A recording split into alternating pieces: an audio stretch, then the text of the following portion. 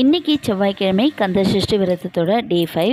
நம்ம ஊர் கோவில் அம்மனுக்கு நெய்வேத்தியம் ரவா கேசரி செஞ்சு கொடுத்துட்டு இன்றைக்கி கும்பாபிஷேகம் முடிஞ்சு முதல் வாரம் செவ்வாய்க்கிழமை நம்ம ஊர் கோவிலில் வந்து துர்கை அம்மனும் இருக்காங்க. அவங்களுக்கு முதல் செவ்வாய்க்கிழமைன்றதுனால எலுமிச்சப்பழம் மாலை கோர்த்து எடுத்துகிட்டு போயிருந்தேன்.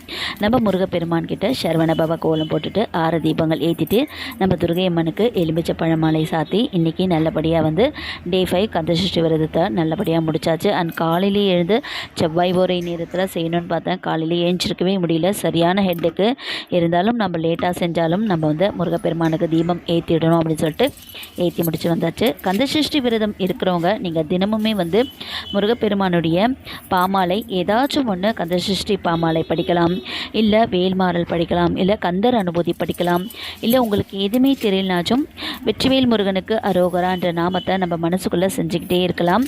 நம்ம முருகப்பெருமானை தவிர எந்த ஒரு நினைவும் நமக்கு இருக்கக்கூடாது. நன்றி.